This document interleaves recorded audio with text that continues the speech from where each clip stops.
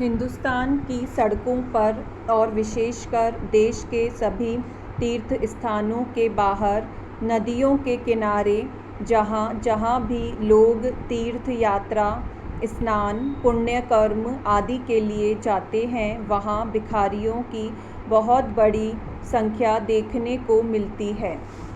बहुत से ऐसे भी बदकिस्मत हैं जो अपंग हैं, अपाहिज हैं, बच्चे भी बहुत दयनीय शारीरिक हालत में हैं। इन बच्चों और भिखारियों को देखने के पश्चात स्वाभाविक ही है कि सहृदय मन दया से पिघलता है, उनको कुछ देना चाहता है।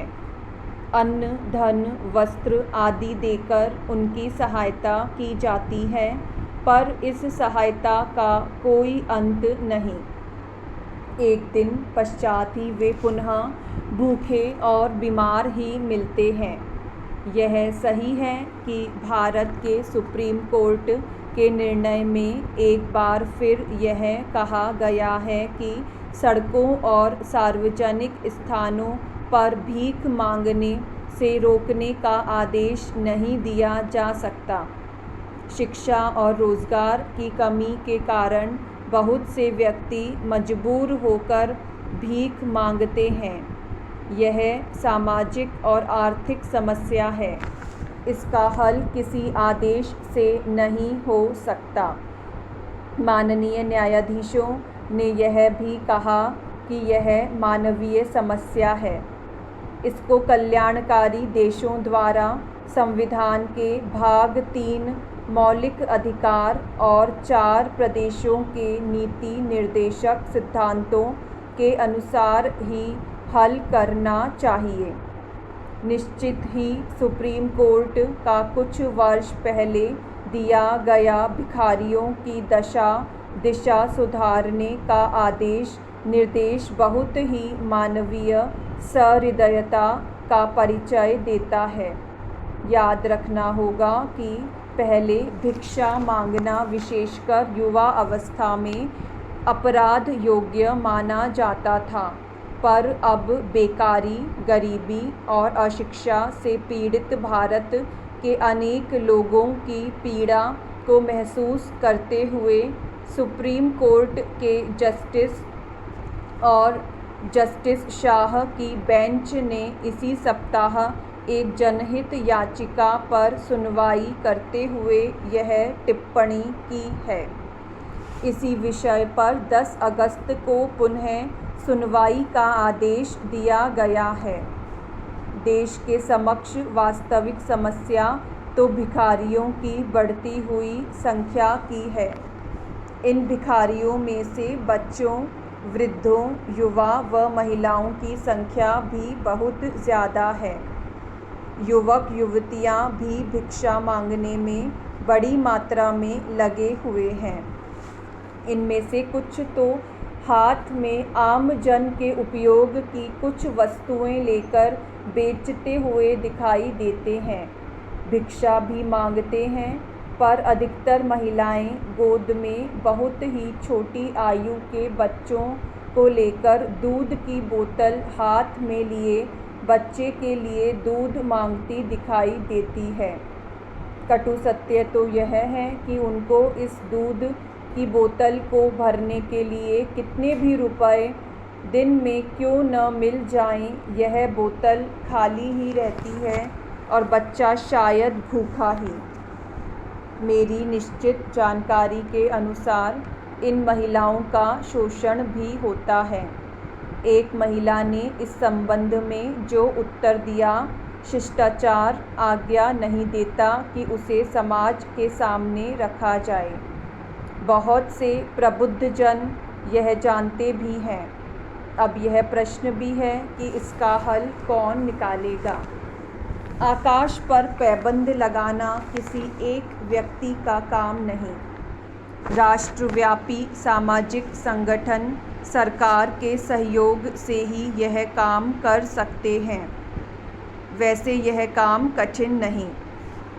देश के सभी प्रांतों और केंद्र सरकार के बाल कल्याणकारी विभाग और महिला कल्याण एवं विकास विभाग है। वृद्धों के कल्याण की भी बहुत सी योजनाएं सरकार के पास हैं। सरकार यह भी जानती है कि देश में प्रतिवर्ष हज़ारों बच्चों के लापता होने की रिपोर्ट भी थानों में लिखी रहती है और बेबस विशेषकर गरीब माता पिता रोकर तड़पकर ही रह जाते हैं, उन्हें बच्चे नहीं मिलते।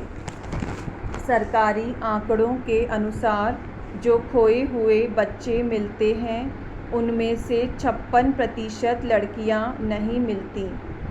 अगर हर प्रदेश सरकार इन लावारिस भिखारियों की गोद में पल रहे बच्चों को जिला केंद्रों में रखकर यह जांच करवाए कि बच्चों के असली माता पिता कौन हैं, तो देश के असंख्य माता पिता को उनके बच्चे मिल जाएंगे और इस तरह अपराधियों द्वारा उठाए गए बच्चों का फिर पुनर्वास होगा, उनका भविष्य बनेगा, वे माता पिता की छाया में पलेंगे। भिखारियों के संरक्षण और समस्या के समाधान के लिए एक ही मार्ग है कि देश के हर प्रांत की सरकार जिला अनुसार इन अभागों के कल्याण के लिए विस्तृत योजना बनाए। प्रश्न यह भी है कि सरकारों के बाल विकास एवं महिला विकास विभाग करते क्या हैं? क्या कुछ लोगों को पेंशन के नाम पर गुजारा भत्ता देकर इनका कर्तव्य समाप्त हो जाता है? क्यों न प्रदेशों की सरकारें भिक्षा मांगने वाले सभी परिवारों को अपने संरक्षण में रखें। जितने भी बच्चे भिखारियों के पास हैं उनके विकास के लिए अलग योजनाएं बनाई जाएं। यह भी सच्चाई है कि इन भिखारियों के पास जो बहुत से बच्चों की भीड़ भिक्षा मांगने वालों की है, वे सारे बच्चे इनके अपने नहीं अपितु कहीं से उठाए गए या उस गैंग के कब्जे में हैं जो मानव तस्करी करता है, बच्चों से भिक्षा मंगवाता है और इन बच्चों का शोषण भी करता है। सरकार आज देश की बढ़ती जनसंख्या से चिंतित है। सभी जागरूक नागरिक चाहते हैं कि जनसंख्या पर नियंत्रण किया जाए, पर यह भी सच है कि पूरे देश के चौक चौराहों में भीख मांगते बच्चे और बच्चों के नाम पर भीख मांगती महिलाओं के नाम देश की किसी सूची में नहीं होंगे। इनके जन्म की सूचना भी संभवतः सरकारों के पास नहीं होगी। आधार कार्ड आदि तो दूर की बात है, ये लाखों लोग भी उसी अघोषित जनसंख्या का हिस्सा हैं जो दिन प्रतिदिन बढ़ती ही जा रही है। सरकार ने अगर जनसंख्या नियंत्रण का कोई काम करना है तो पहले यहीं से किया जाए। जो बच्चे जन्म ले चुके हैं उनको सरकार संरक्षित करे और यह संख्या निर्बाध न बढ़ती जाए, उसके लिए भी आवश्यक प्रयास किए जाएं। अगर अब भी सभी प्रदेश और केंद्र की सरकारें यह कदम नहीं उठाती तो फिर यह निश्चित है कि सुरसा के मुंह को बंद करने के लिए कोई शक्ति आज की सरकारों के पास नहीं है। अगर बड़े बड़े साधु संत सरकार के साथ मिलकर एक तहसील भी संभाल लें, तब भी भिखारियों के संरक्षण का बड़ा काम हो सकता है। इनकी संख्या वृद्धि रोकी जा सकती है। समस्या का समाधान तो राष्ट्रव्यापी प्रयास से ही हो सकता है।